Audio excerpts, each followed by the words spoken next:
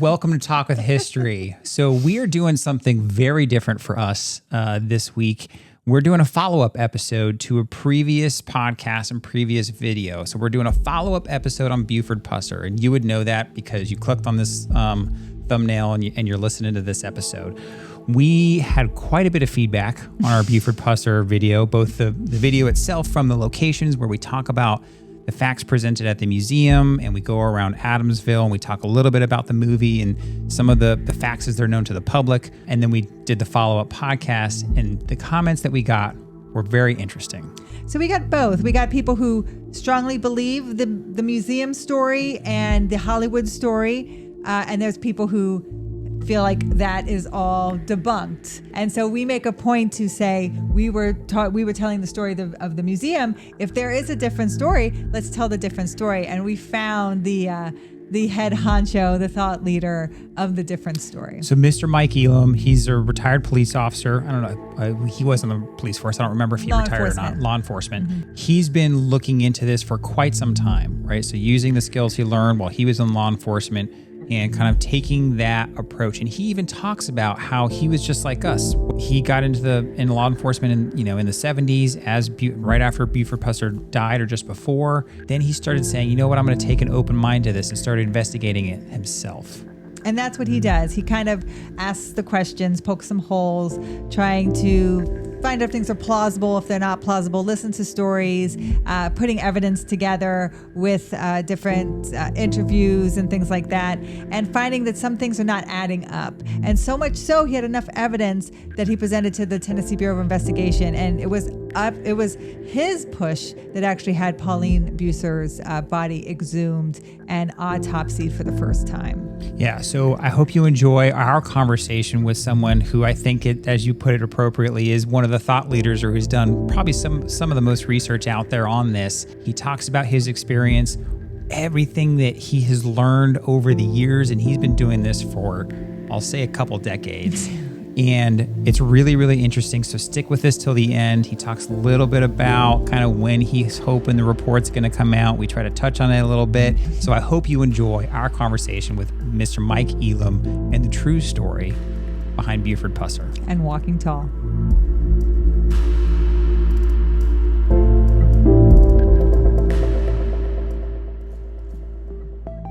The autopsy report showed that she was shot twice in the back, and when you compared the autopsy report to the statements that he had made about it, she was shot in the head as she lay on the floor. And you know this because Jim got home and he told him, if anything ever happens to me, you don't need to look any further than Beaufort Pusser. Pauline threatened to report Buford's corruption to the TBI. And he allegedly said, if you try that, you won't live to see the light of day. If there is one thing that I can say about Beaufort that I really appreciate, he did encourage people through that movie to get into law enforcement.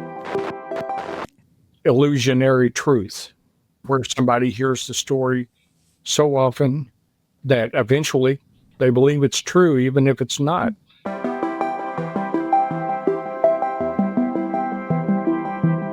Thank you for coming on our podcast, and for those listening and for those watching, you guys can find this hopefully on Mike's channel as well as our channel, because we're going to try to share this, with both of our audiences. So, Mike, can you tell us a little bit about yourself, at least for our audience, your background and how you came on to this topic of Walking Tall and Buford Pusser and all that? Okay. I got into law enforcement in the early 70s. I was getting into it about the time that Beaufort was getting out. And of course, when the movie Walking Tall came out, I was fascinated by it. And, I wanted to know more about him. Of course, back then, you couldn't find much information.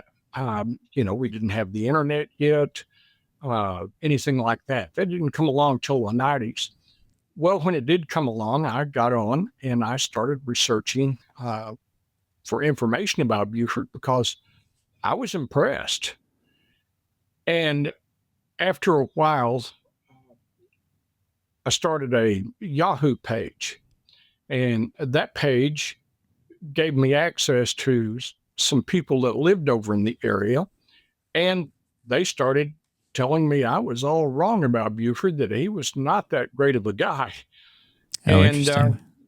and it took me a while to get past my own perceptions about Buford, because Sure. I was defending him. And then as things moved along and the internet got more information out there, I discovered I had a party send me the ambush photos showing the car. Yeah. And then I had another individual that sent me information relating to Louise Hathcock's death when Beaufort shot and killed her there at the Shamrock Motel. Mm-hmm. And of course, you'd always thought that, the movie showed she was in a crowded bar when she was shot. Come to find out, she was in her personal living quarters there in the motel that she operated. And the autopsy report showed that she was shot twice in the back. And when you compared the autopsy report to the statements that he had made about it, you realize that the first two shots that he took at her were to her back. And then she was shot in the head as she lay on the floor. And you know this because her teeth, some of them, were blown out the back of her skull, and the bits of teeth were embedded in the carpet. And, that was really a shocker to me. And that got me to paying more attention to what I was looking at in the photographs of the ambush. And that just kind of snowballed at that point in time. You looked at the blood spatter on the hood, you looked for tailing, and just so many things about the photos that just, when you approached it with an open mind, caught your attention. And then the more I would dig, the more I would find. I started using my Facebook page initially. I switched over from Yahoo to Facebook to do this. And I started using it as a fishing hole for information, and people from that area would share things that they knew. And of course, you spend a lot of time trying to sort out all the misinformation from the real information. Yeah. And, went through this quite some time. As a matter of fact, I wrote a book about all of this, Beaufort Pusser, The Other Story. Yeah. And it was one of those things that after I wrote the book, even more people came forward with information. I had one individual here about 18 months, 2 years ago that contacted me and says, I think you're the real deal. You're actually trying to figure out who killed Pauline. And I said, well, yeah. And he said, well, I think I have the gun that may have been used to kill her. He says, I'm not sure, but it very well could be. And I thought I'd heard this story a dozen times before, and every time it went nowhere. This time it checked so many of the boxes, and you're sitting there saying, I've got to see this thing. So it's 465 miles away from me, but I got in the car, drove over there, photographed the gun, ran the serial number, found out where it was manufactured, found out it was stolen from the Air Force. And so I was convinced that this possibly could be the gun. Now I realize that Beaufort had more than one of these guns in his possession. Just wasn't sure if it's the right one, and I'm still not. Because I convinced him that we need to contact the Tennessee Bureau of Investigation, and gave them the background on the firearm itself. And they came by over there, picked it up, and a short time later, I was contacted with them wanting to know if I had any other information to share. And it was basically like, sure, how much do you want? Because by then I'd gathered a lot of stuff. And so that's how it all got started, just being interested in his real story and wanting to learn more about this incredible man, just to be really disappointed from what I learned. Yeah, well, and I appreciate you giving us that backstory. And it's funny, as you were talking about how your own perspective changed from early on of, hey, starting off fan of the movie and starting a page and defending him, but then saying like, hey, no, I'm going to have an open mind. I'm going to approach this with an open mind. And that's something that we try to talk about here on Talk with History, right? And on the Walk with History channel is when it comes to history, and obviously this would be a more recent history, right? It's obviously more current history for us. But when new facts arise, then that changes the narrative, that changes the story. And so we always talk about that because that happens even for ancient history, right? If they dig up some new thing or the Dead Sea Scrolls or whatever it is, when new facts arise, those who think critically and think with an open mind, those are the ones who are eventually going to get it right? You don't want to be right. You want to get it right. Now, you mentioned one of the things, a question popped in my head when you were first starting the Facebook page, and you were getting all sorts of input from people from the area, and you were saying had to sift through the misinformation. Like, how did you screen that information initially when you were coming through? Or are you just saying, hey, this person told me this story, but I know that can't be true because, you're of comparing what was it to going other on? information that is accurate. For instance, I have a lot of FBI files on the case, some TBI correspondence. Of course, in Tennessee, as you may know, back in the early 80s, the state legislature passed basically a law that prohibits the TBI from sharing information in their files.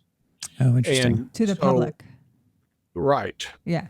Okay. And so at that point, you were stuck with what you had.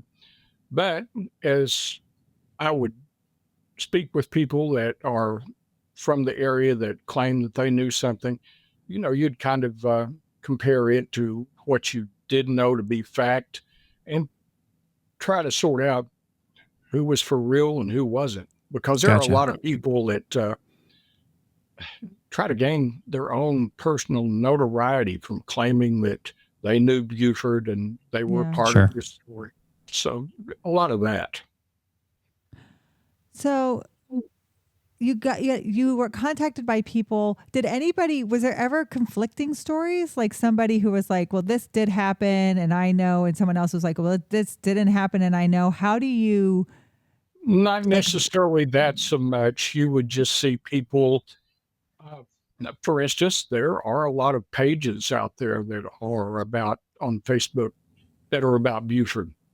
And it seems like they'll disagree just to be disagreeing with you. But for instance, one of the key questions I ask whenever they want to get into a debate, and I always like to start with a question like, okay, I understand that you appreciate the legend as you know it, but, Beaufort is credited with having cleaned up the state line. What state line establishments can you tell me about that were actually closed down? Or what state liners did he send to prison? And that sends them in a tailspin because they can't name any. And, that's kind of one of the first big things I'll look at. Sure, that they have credible facts behind their statements. When so when we made this video, we went to the museum, right? And we walked around the museum and we took photos and stuff of the museum and we listened to what the docents had to say there. And you believe a lot of what they state at the museum is also wrong. Yeah. Why if that's supposed to be the credible location of his story, but it's not accurate, who is pushing that narrative to keep the untrue story? Well, you've got to understand that Adamsville is Beaufort's hometown. And so he is the biggest icon, I guess you might say, that Adamsville has. And after that movie came out, they became invested in the story. And it's one of those things that over the years has brought in some tourism. And so you go in there. I have stood there and listened to them tell visitors, for instance, that, oh, the state liners, they finally managed to get Beaufort, and they caused his wreck and all this and that. But yet I have a 58-page FBI report where they examined all the key components of the vehicle and didn't find any signs of sabotage. The Tennessee Highway Patrol did the same thing, and even Helen Pusser hired her own experts from GM to examine the vehicle, and they couldn't find anything. So it's kind of like one of these things where that is one of their claims to fame. And, I've heard them tell stories like how that Elvis came to the funeral and waited in, it's changed over the years. They used to say it was DeWanna's room. Lately, they've been saying it's Mike's room. That oh, really? That's what they said when we were there. Yeah. But when you look at his schedule, he had 2 shows in Las Vegas that day. Both of his planes, according to information that I've got from people who research Elvis, say his planes were on the ground that day. They didn't fly. And, even if you were to fly into Memphis, you probably know as well as I do that it's well over an hour's drive each way just to get there. Hour and a half. Yeah. And so you're sitting there saying, why would Elvis go and not go to the funeral? And why does absolutely no one have a photograph of Elvis being there? It seemed like DeWanna was the only one that was aware that Elvis was anywhere around. Yeah. So I agree with you, Mike. Why would they lie about that, though? Well, it's income always has been. The tourism has been a source of income for a small town like Adamsville. They're a little over 1,000 people right now in population, and that's just always been one of those things. And I've tried to convince them that, hey, just tell the real story about Beaufort, that his was a Wyatt Earp type story. He walked on both sides of the law. Sure. But, they want to stick with what they've always done. Yeah, and that's interesting. Over the years, we're far enough away from the movie and all that, tourism is now really dwindled down to next to nothing. Sure. And I think their best shot at getting it out there again, as far as having tourists come back, is to change the narrative to what it really is. Yeah, that's a fair 100%. That's a fair point. So, in my research, the reason why it wasn't filmed though in Adams County is because they didn't want that negative publicity, right? And that's why they filmed it in Chester County instead. But then all of a sudden, because the movie did well, they wanted to be recognized as the location. Is that true? Is that not true? Well, the way I understand it from my own research is that there were multiple reasons why it probably wasn't filmed there. Number one, of course, was that county officials at the time thought that the story gave McNairy County a black eye. Okay. And Sure. they said it wasn't that way. You had judges and such coming out and saying that. County Judge Moore was one of them that said, it just didn't happen the way that the movie showed. And at the same time, then the production company had their own reasons for not wanting to film there, other than, not getting a lot of cooperation from the county itself. Yeah. But Selmer is a very small town. Even today, it's only about 7,000 people, and it has a lot more accommodations than it did back in the mid 60s.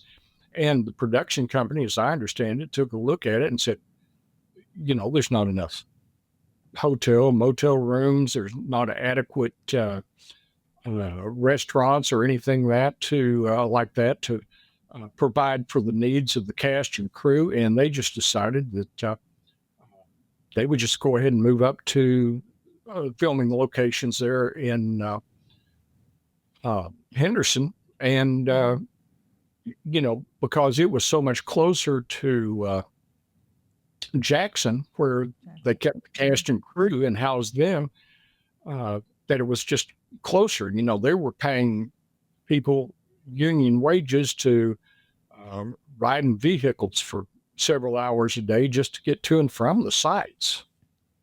So I think that weighed in along with that decision. Yeah, that makes sense. Now, as far as you mentioned, the city and that area was pretty small, so lots of people knew him, and a bunch of the other comments that we saw on our video was, hey, he, as you mentioned, but some people are more extreme, obviously online when they just drop a comment. I think you said it, a better way of saying, he had the more Wyatt Earp style. So he walked on both sides of the lines, and some people are saying, oh, he was super corrupt. And, it's probably somewhere in the middle. Now, if the thing that I was trying to reconcile to me is like, what did he do while he was there? Because he was elected sheriff multiple times. And then I don't know if the story is true that he was written in to be constable after his maximum term limits kind of ran up. So I assume that he was doing something positive there because he kept getting reelected as a sheriff. But maybe I'm misreading that. Well, actually, Walking Tall misrepresented the first election. Sheriff James Dickey was the sheriff that was actually killed in the car wreck. There was no pursuit like you saw in the movie or anything like that. He ran off the road, hit a tree, ejected from the vehicle, and was pronounced dead about 30 minutes later. A lot of people would tell you that Buford and Carl Douglas, Towhead White were behind that. I can't say for sure that actually is the case. But at any rate, this happened just right before the election took place. And Dickey was a Democrat, whereas Buford was a Republican. Well, Buford won the Republican ticket to be their nominee for sheriff. And he ran against a guy named George Weatherford. Well, he beat Weatherford, and Weatherford ran as an independent. And of course, everybody expected Dickey to win the election had he lived, because it's difficult to beat an incumbent. Sure. And then after he was gone, and they didn't have time to find a replacement, came down between George Weatherford and Buford Pusser. And Buford won by 288 votes. Now, they throw this figure around about how he beat a dead sheriff by 307 votes. Well, James Dickey, his name was still on the ballot, and he did get 307 votes. But, history kind of twisted that around to make it sound like, okay, that Buford just barely beat him, when that was not the case. Buford beat Weatherford by 248 votes. Okay. And then, but how long is the sheriff term for? Is it 3 years? It was 2 years, and they could run 3 consecutive terms, and then they had to sit out because of term limits at that time. So he won the next 2 elections. Yeah. Okay. But he never seemed to carry Selmer, which was the county seat. When you go back through the election results, he won most of the outlying areas, not all of them, but most of them. And that was enough to swing the total over to him.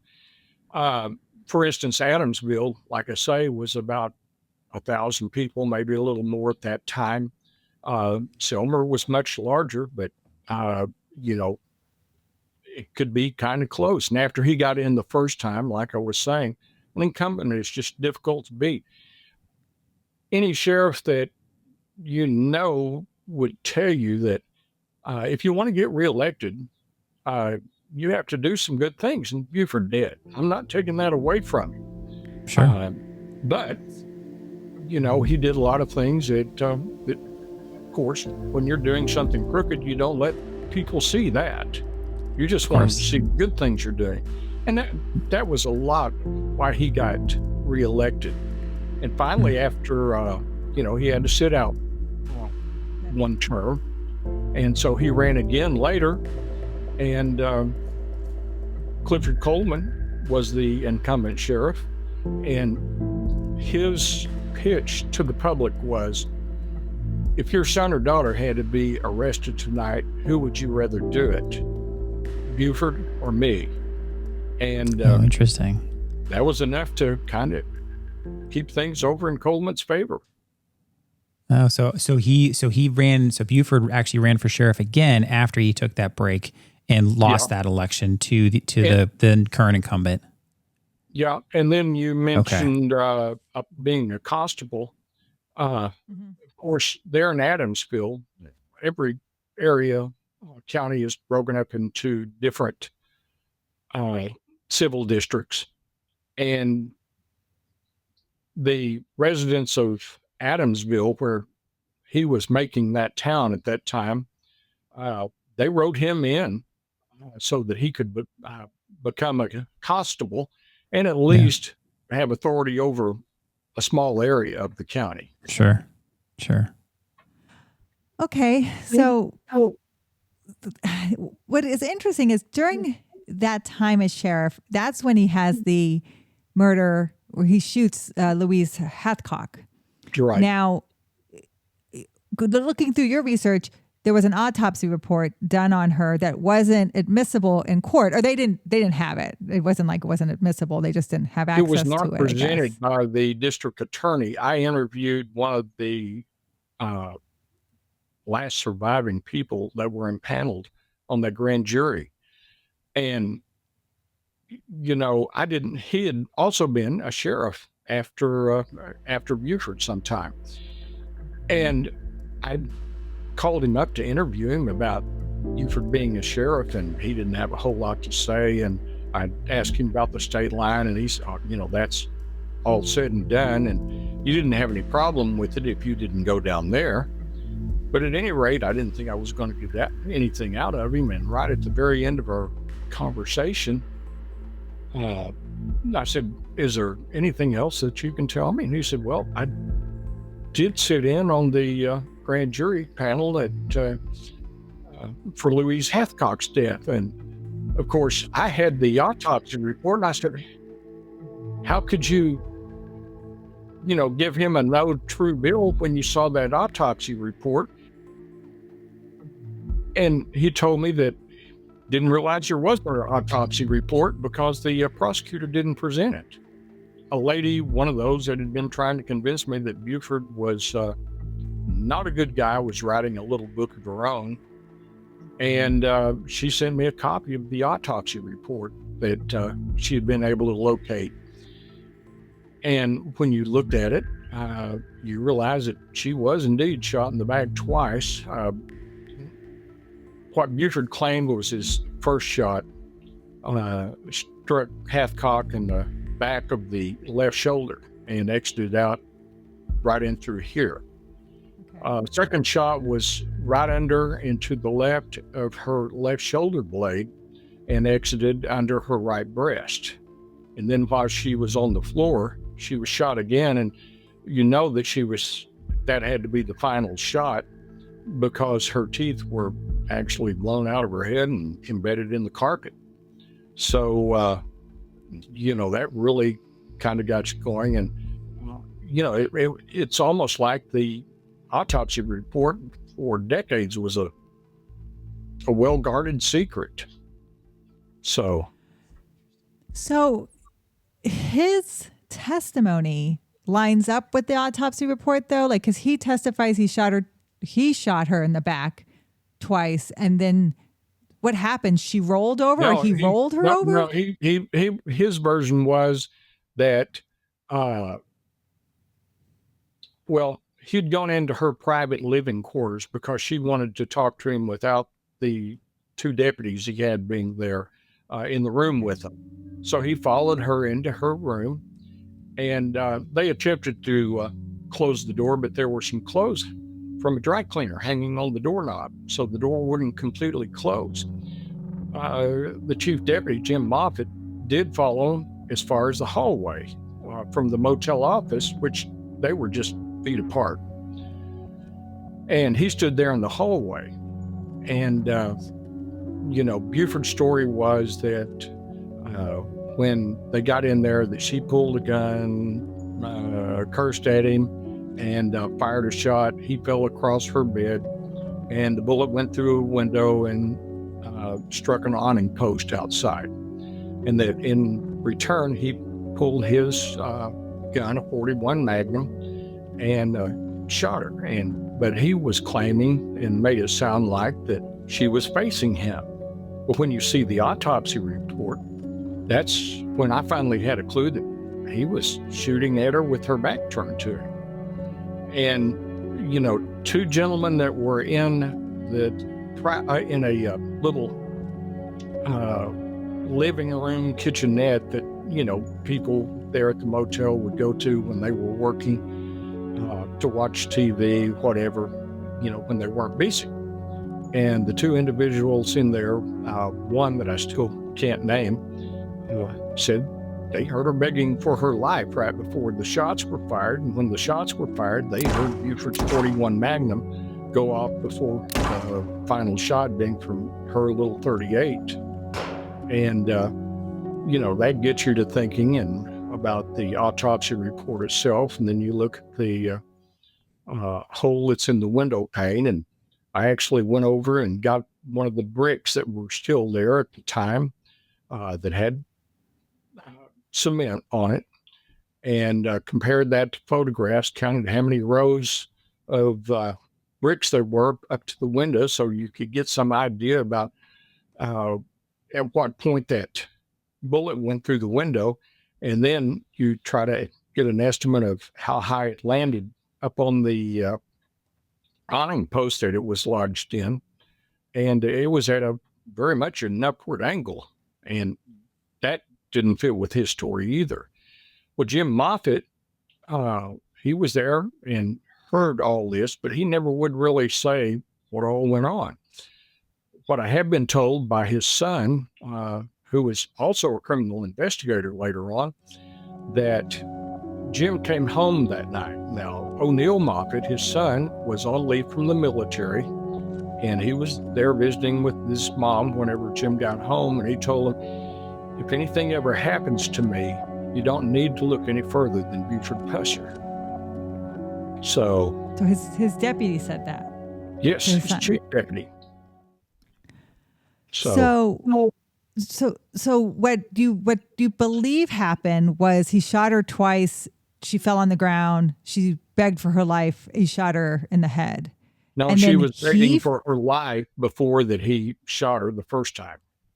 Oh, so she was begging for her life before he even shot her in the back. Yeah. Okay. And then he shoots her twice in the back. And do the people hear her screaming? Like the people who are listening, who heard all of this, do they hear her screaming then? Because she would be screaming, right? No one has said anything about her screaming after she was shot. When you read the autopsy report, that that second shot was devastating, and the third shot certainly was. Okay. And when I say first, second, and third, I spoke with Dr. Jerry Francisco, who did her autopsy. And when I referred to him as first, second, third shot, he said, no, you can't go by the numbers there on the report. That's just a reference point for us. And he said, we don't know what order the shots were fired. Okay. And that's when I told him, I said, well, I'm comparing what I'm seeing on the autopsy report, because you said his first shot nicked her in the shoulder. And then his second shot hit her in the torso. And he never did, Beaufort never really talked about the third shot. But, you can surmise that came while she was laying on the floor because of the way that her Teeth were fragmented and blown out the back of her head and embedded in that carpet. Was there any, I mean, do you have any idea like why he would have shot her? Because, Well, it street line seems was going downhill at that time. They had Prohibition, and it was ending. Mississippi was the last state in the Union to recognize that the end of Prohibition had come around. So, they made their big money selling bootleg alcohol. Well, there wasn't any need for that any longer because it was legal to sell it, in Mississippi. And so, those days were over for him. And Beaufort was still, now I had Louise Hathcock's niece that lived there part of the time tell me that, Louise, like everybody else, had to pay Beaufort. And apparently Louise had told Beaufort that I can't afford to do it anymore. We're not making the money we once did. But he was aware that she kept large sums of money there at the place, according to Barbara. And, the IRS was about to take the place because Jack Hathcock, who originally built the Shamrock complex along with Louise, they were divorced in 1957 in September. And like 10 years. One of those cases where she ran the business like she always had, and allegedly he rented it to her. I don't know if that were the case, but they still operated just like they were married. And as a matter of fact, even their family members didn't know that they'd been divorced for so long. According to them, Beaufort did all this so that he could have time to search for the money that she might keep there prior to the IRS actually taking possession of the property. Okay. And let me go back a little bit. So people say they heard his 3 gunshots and then her shot, or was her shot before or after? Her shot was the last shot, according to them. So, and if this is plausible, let's say he shoots her in the arm, she doesn't scream or yell. He shoots her in the gut, she doesn't scream or yell. Maybe it hit her heart, and then he shoots her in the head. Her teeth go into the carpet. He finds her 38, and he fires the 38.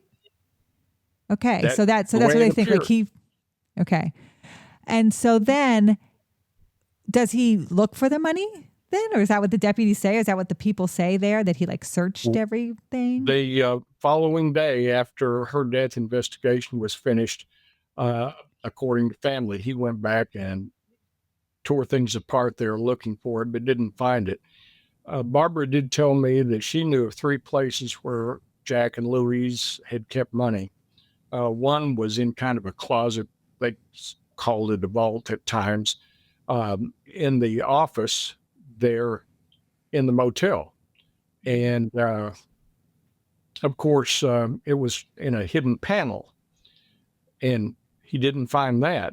And then another one was almost an identical type situation where they had a panel in the kitchenette there behind the registration desk in that little private area where she kept money. And then Barbara said that in the early days, there were times when they would be bringing in so much money that they would actually put it in buckets or cans, seal it up, and bury it out in the horse pasture, because they didn't feel like they'd go to banks, because how do you make it appear that a small motel like that is making these tremendous sums of money?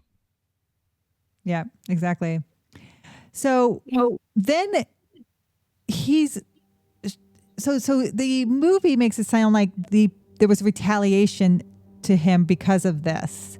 And that's kind of what the ambush on Pauline was all about as well. Sure.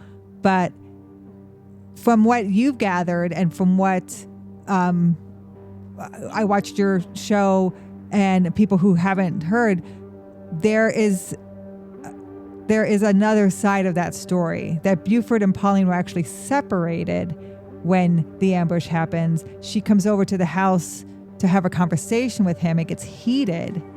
And that Now, Buford that's actually... not exactly it. They had been separated. I don't know if they were back together at that time. No one has been able to tell me. I did interview Pauline's best friend, Levon Plump. Her husband was one of Buford's deputies. And Levon said that they had been separated. She didn't know if, for sure, if Pauline had gone back. But she said Pauline did call her oldest daughter home from Memphis. Diane, that you never saw in the movie, she was staying with Buford's sister in Memphis because she didn't like being around Buford because of things he'd allegedly done. And Pauline had called her the day before, told her that she needed to come home, that she and Buford were having problems, and Diane did so. And so that kind of relates back to the ambush itself, because Diane was there. I had some of her friends, and she would only tell this to close friends, but all of them seemed to tell the same story. And that being that Buford came home that night right after Levon brought Pauline home.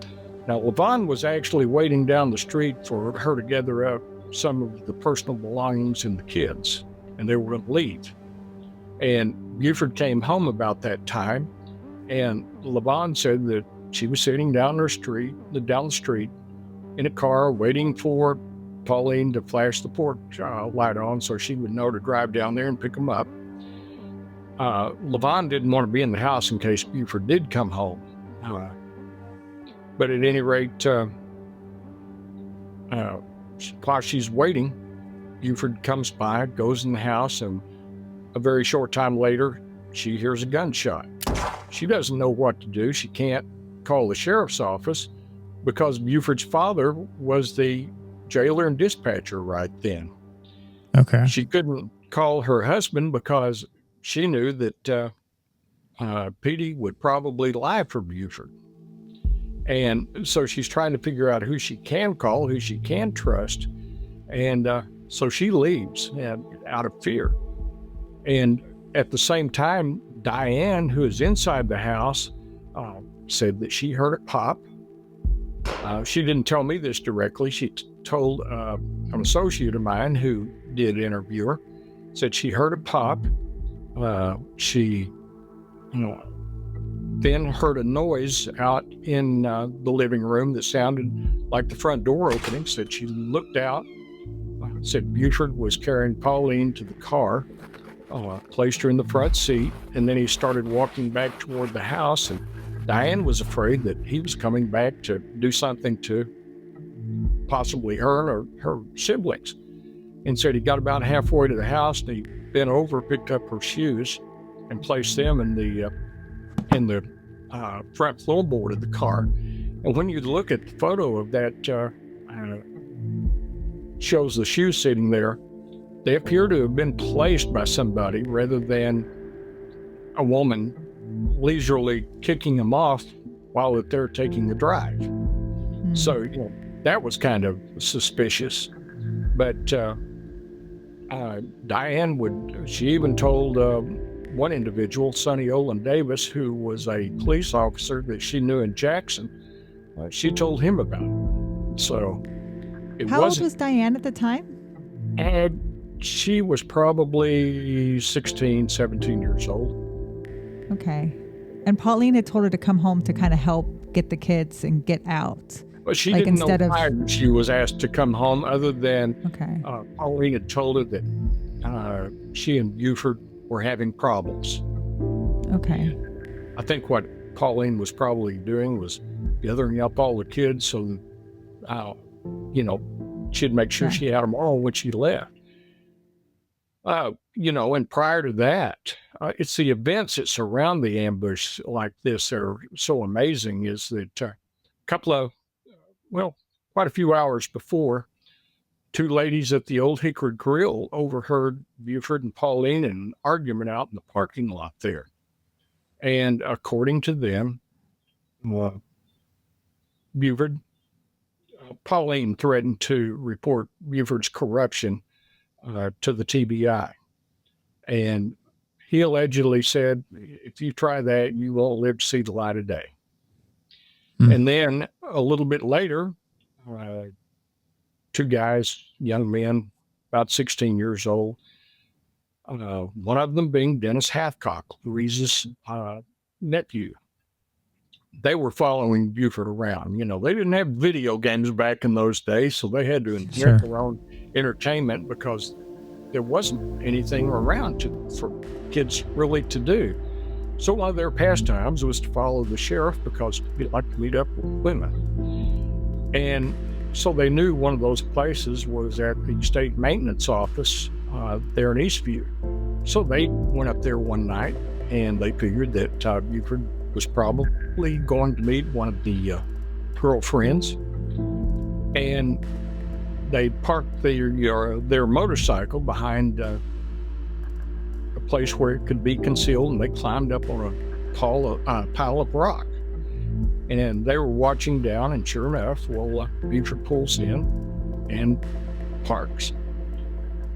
A couple of minutes later, this young lady's car pulls in, and she gets out. Her and Beaufort are talking, and there were some angry words passed. He told her that she needed to get out of there, and she was angry. She left, and Beaufort followed her out of the lot and then immediately returned. And then the two boys said that they couldn't figure out why that he came back. And about that time, a 65 Chevy Biscayne with Oklahoma tags pulled in. Two people in it. Only the driver got out. Both Beaufort and this other party popped the trunk lids of their car, and they took two guns out of one car and put them in the other, closed them up, and they all left. And so a little bit later that night is when the ambush allegedly took place, after Beaufort got a call at home about a disturbance near the state line. And that's another thing that drew my interest. I do a tour down there twice a year because I've got so many people that want to see all this. Mm-hmm. And we take them down the route that Beaufort drove that morning, which was at the time, it's still not a good route, but at the time it was mostly unimproved roads. And Beaufort chose to drive that way, avoiding any populated area, when he lived 2 blocks from Highway 64. And he could have gone down Highway 64 into Selmer, taking 45, and Beaufort liked to drive fast, and he could have been there and nothing planned. Why he took this road, or route that he took, a combination of roads actually, to go to the state line is kind of a mystery. And what's even more so is how an ambush party would know to be waiting for him there. That's interesting. So he never explained why he took that route, or they were looking for something else, or they wanted to check on something else. He never explained that. He later changed the story, saying that the call he got was that there was something on New Hope Road that he might find. But his initial story was that he was going to a disturbance at Hollis Jordan's place there on 45, about a mile north of the state line. And it would have been a whole lot faster initially for him to have taken that route. And I don't know if he got to thinking about, well, now I've got to find a way to explain why I took the route that I took. So he changed his story to saying, well, there was something I was supposed to find on New Hope Road. So my question too is so if Diane heard a pop, believes her, I would say that this is leading towards that Beaufort shot her. Did this happen in the house? She shot him. She was known to carry a little 25 caliber semi-automatic handgun.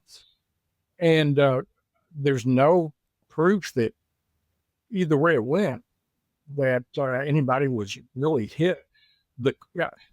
Another strange thing that happened, I interviewed the coroner, Ward Moore, Yeah. and he said that Carl Pusser was at the jail that night, called him, and said, "You need to get over to Buford and Pauline's. They're in the middle of a fight and they're about to kill each other."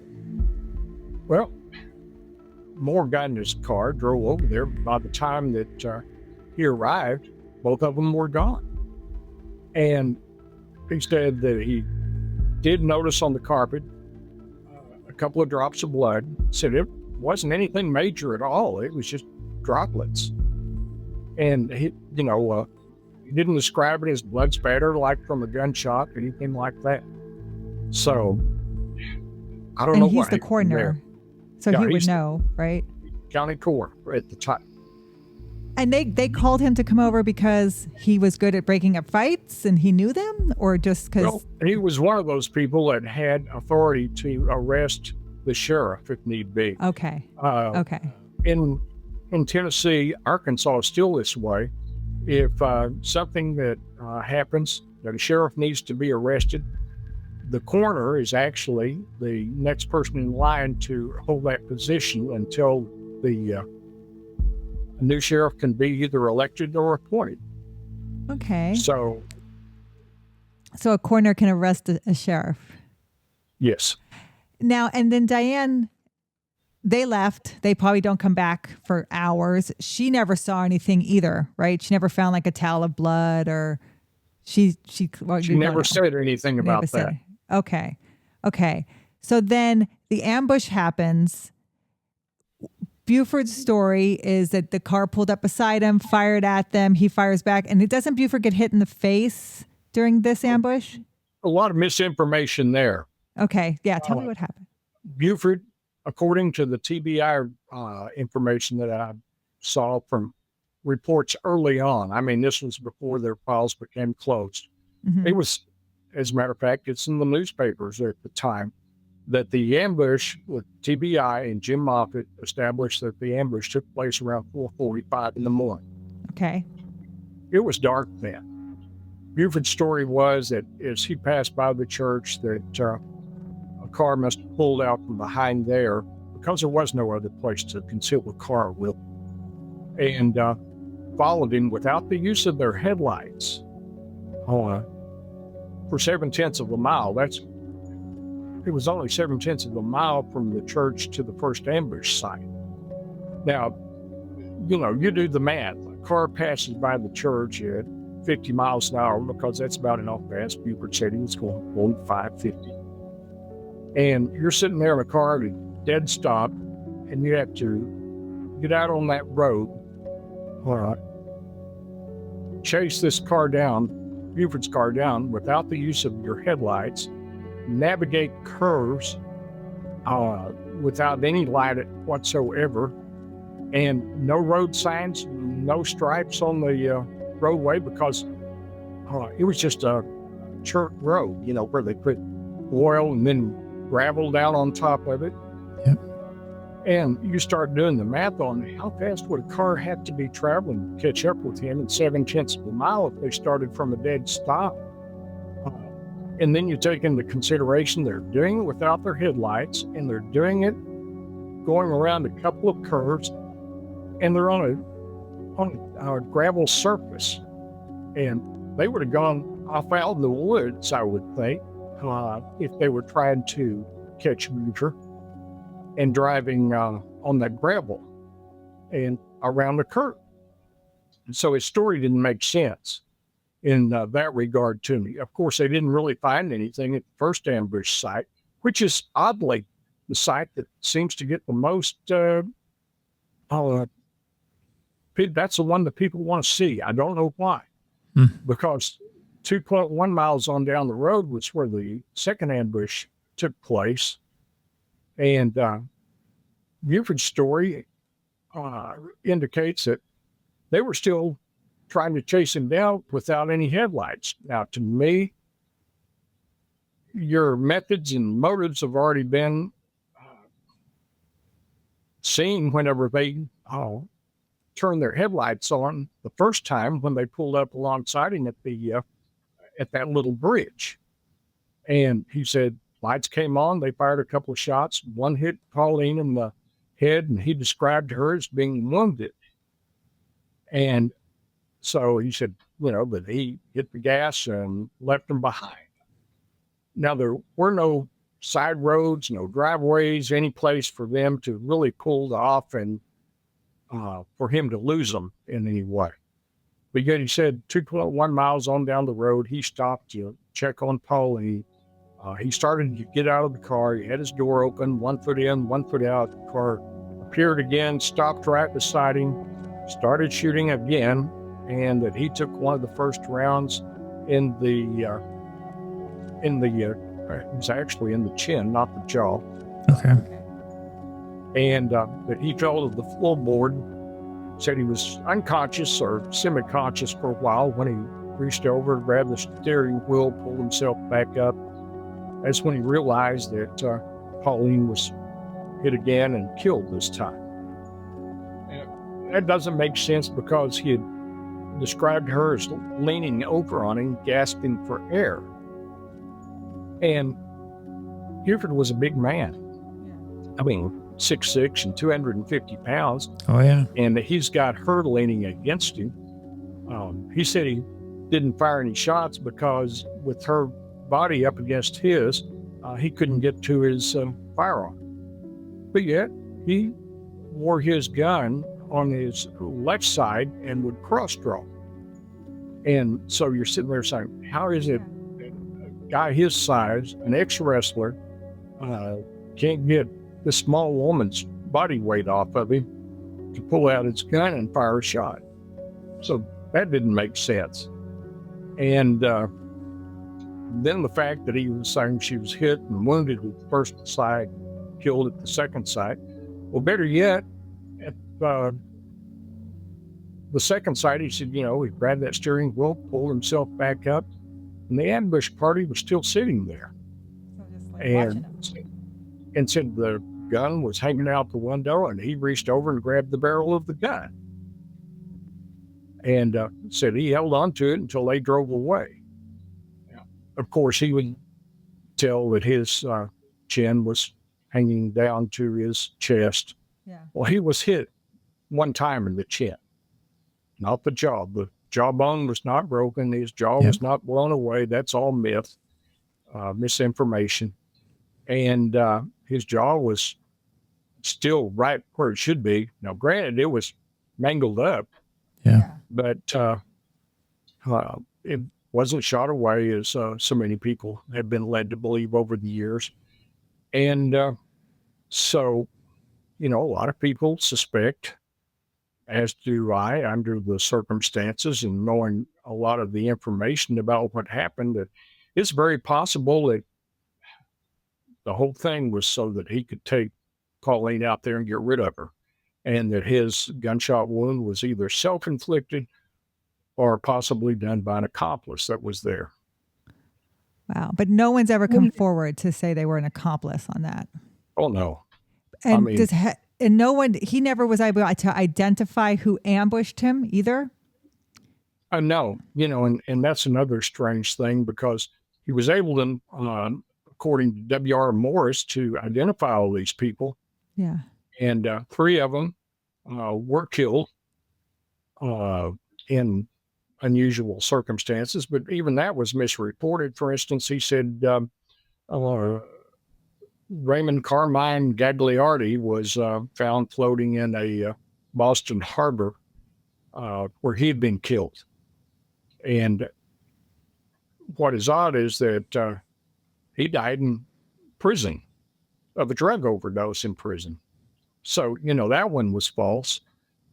He also claimed that a guy named George McGann was involved.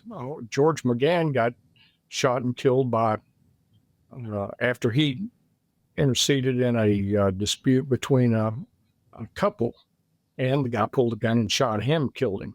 He didn't have anything to do with that. And, Kirksey Nix was the only one that he alleged may have been involved. But here again, Vern Jones, the TBI investigator, took Beaufort over to Oklahoma when they found Nix in a jail over there for Beaufort to possibly identify. Beaufort couldn't do it. Huh. Or Interesting. wouldn't do it. So the three gentlemen he said that were there, two of them died after this happened in mysterious circumstances, and the third one he couldn't identify in There the was jail. 4 people he named. Four. One was he was affiliated with a group that later became known as the Dixie Mafia. And, he was found floating in the Sabine River. And a lot of people feel like that had more to do with the fact that he had allegedly been involved in the assassination of a district attorney, and that his own people didn't want him bringing that kind of heat down on everybody, so they just got rid of him. They don't think it had anything to do with Beaufort. Interesting. Nix is still alive. He's over here, not that far from me, in El Reno, Oklahoma, in a federal maximum security prison. Oh my gosh! Wow, he's still alive. That's wild. So trying to get out, on parole even yet. Yeah, I wouldn't blame him. So it sounds like there's a lot of information that never made it into kind of the mainstream. A lot, right? You've seen a lot yourself. You've talked to a lot of folks yourself. You've talked to fellow investigators. When it comes, when found the rifle, I was asked if I had any other information, and it was kind of like, well, how much do you want? Yeah. And When it comes to his death, I know that's another question mark for folks. Some people say, hey, he was drinking and he crashed because he was drunk. Some people say, oh, the brake lines were cut. But you had mentioned earlier that there was investigations done. So it's, nobody could determine if there was any tampering or anything like that with the car. So that seems to have put that part of the story to rest. There was no form of sabotage that was found. Okay. Now, I did interview the trooper that worked his fatal accident. My name is Paul Irvin. And he told me that, it was a situation where they took blood from him that night when they got him back to Selmer to the hospital. The local medical examiner, Harry Peeler, did that, and that was witnessed by a deputy sheriff from McNairy County. And the test came back as his blood alcohol concentration being 0.18. And of course, they had several people that they interviewed following the accident that had encountered Beaufort at the county fair, and about half of them said that, he had alcohol on his breath. Yeah.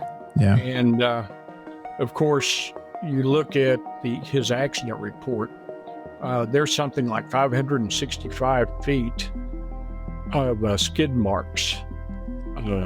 Sure.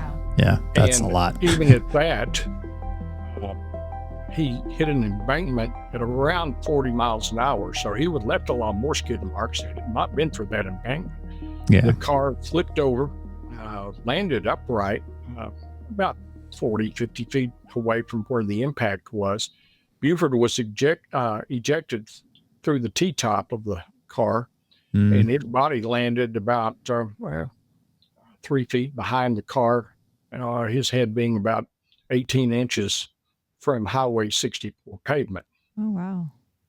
So, and real quick, Mike, going back to Pauline, no autopsy was ever done on her, right? No, that was another thing I learned a long time ago that, the TBI said that they learned that no autopsy report had been performed or completed on Pauline. Well, I'd known that for years.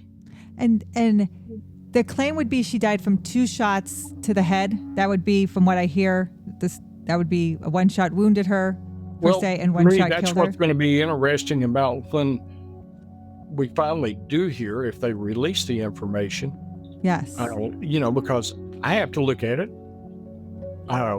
Was Buford telling the truth when said she was hit twice in the head?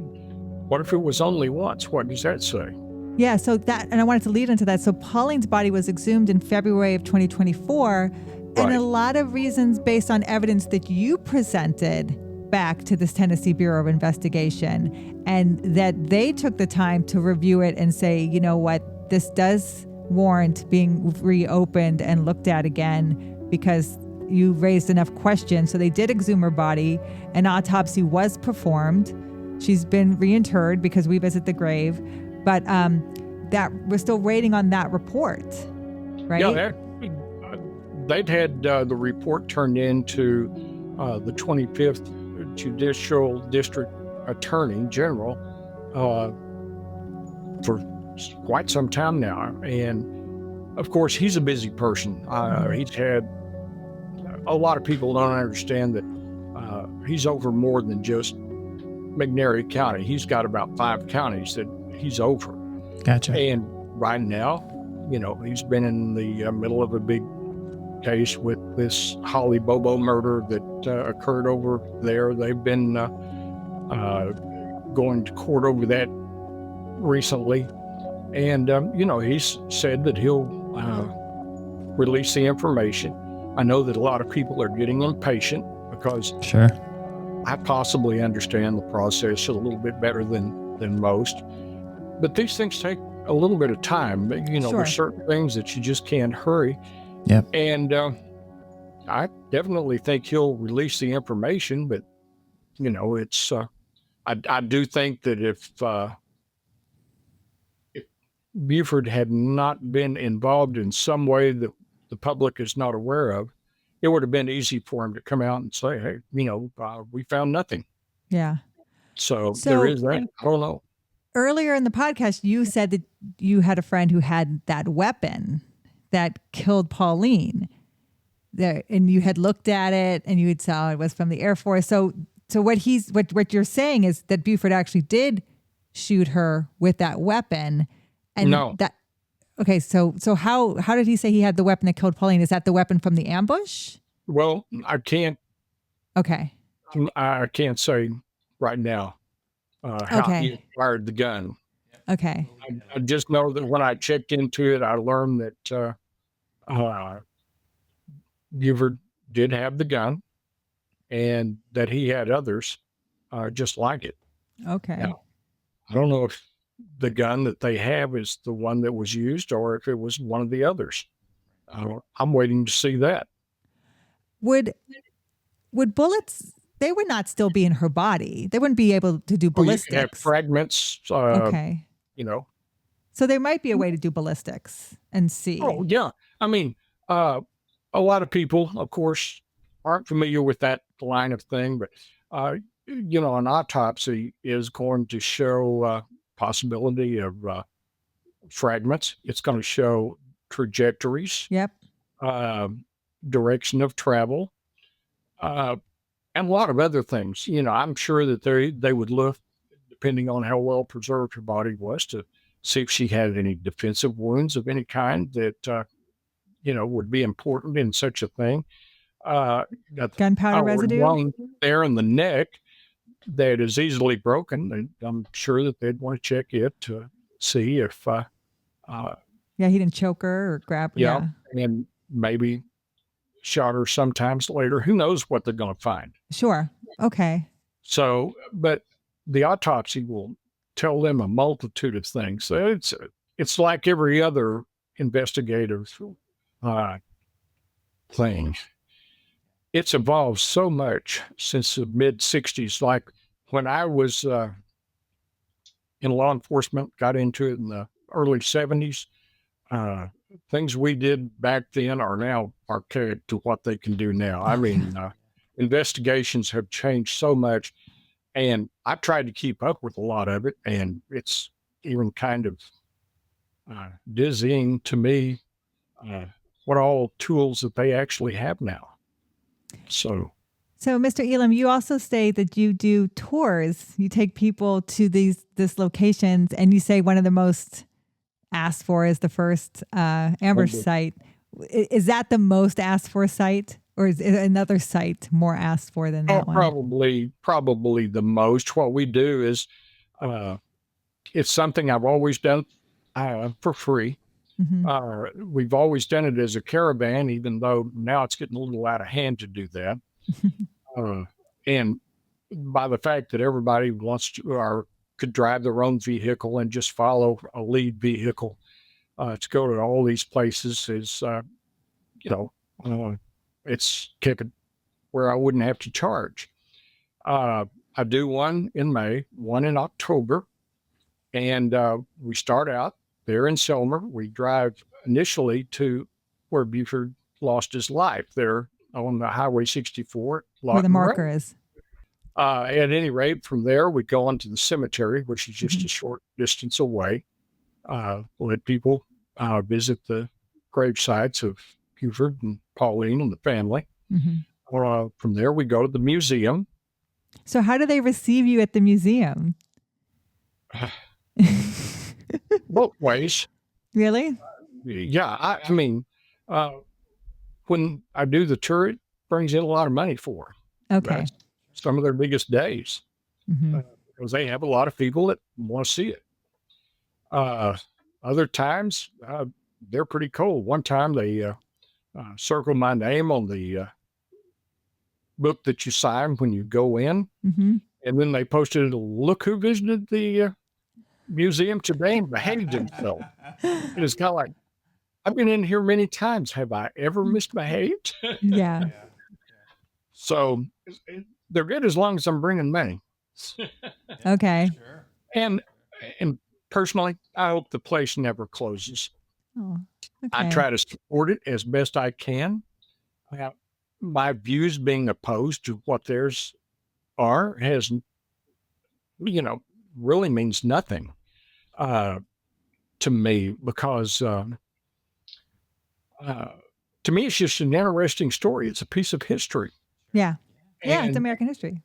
there are a lot of things in there that people appreciate seeing, and I'm the same way. But, like I've told, it would just be nice to hear you guys finally tell this as a Wyatt Earp type story, and that Beaufort did indeed take a lot of payoffs. He could be a very cruel individual, and that just a lot of these stories, that the majority of that we've heard over the years, are not true. They made a movie about it, and that just blew everything up. So I have one last question before we go. I had seen you do a podcast with someone, and you talked about the scars that Beaufort had on his chest, and then he showed the picture of Beaufort as a wrestler. And my confusion was, I thought Beaufort was a wrestler before that happened. So that he was a wrestler before that happened, but after that happened, because this alleged attack where he got beat up, carved up, thrown out, left for dead, happened in February of 1957. He didn't get into wrestling until about 1959. Okay. The scars would have been, and what a lot of people don't know is that initially the scars were supposed to be to his head and face. Okay. And I guess the movie companies doing what they do best and trying to give us a lot of entertainment value made it to his chest. Right. And when you talk about that, then you would think that if he actually had 192 stitches to close the wounds in his face and head, you would think you would have some people in the small town of Adamsville that would have seen him back then with all these scars. But no one seems to know anything about it, and there's no photographs of it. So where did all this come from? Yeah. Interesting. Okay. That was it was a disconnect when I saw that. I was like, well, what did I don't understand that's not evidence if it happened before, but you're saying it happened after. And it wasn't even the location in the movie. It was the head. But even then, he's almost has a buzz cut in that photograph. So you would see scars if, your carrot was cut. And the other thing is, he joined the Marine Corps, and he was discharged, allegedly for asthma, although that never seemed to give him a problem that I've been able to find when he was a high school athlete or a wrestler. But be that as it may, he was discharged. He was never actually a Marine, because it's my understanding that in order to be a Marine, you have to graduate from boot camp. Oh, he never even made it through boot camp. No. Oh, interesting. Okay. He had a medical discharge for asthma before he graduated. All Again, right, in the movie, I think they say, that he was in the Marine Corps for 3 years, if I'm not mistaken. Yeah, I think that's what they say. Total baloney. Okay. So, interesting. Well, thank you. Yeah, thanks so much This for was very joining us. This enlightening. was very enlightening, and it's interesting too because it's not too common. And we've talked about It's a lot of work, Mr. Elam. a lot of work on your part. And we've talked about other spots in history, historians that have, had controversial things, brought up about them because they either didn't cover the facts right or whatever. And it sounds like that's a little bit of what's happened at the museum. And I really appreciate you coming on with us and having the, having the discussion with us. One thing I appreciate is you guys following up on your original podcast and videos. Because, it's one thing to get it wrong, but then to realize it and not go back to correct it, for me, is yet another thing. And I appreciate the fact that you guys would come back, check on it, and try to find out what really happened. Now, I am always happy to be proven wrong, if that means that I can know it a little bit better, right? As long as I didn't make too much of a fool of myself, when I initially got it wrong. Well, I also think this lends itself to show that there's a duality of stories here, right? Like, because the museum does protect the legend, right? Oh, yeah. And so if you're thinking that, museums also have what they call public trust. People feel like when they go to a museum and they read stuff in a museum that they trust what the museum is telling them. And so you have to understand that sometimes even museums are protecting that legend too. And like you said, for business and things like that.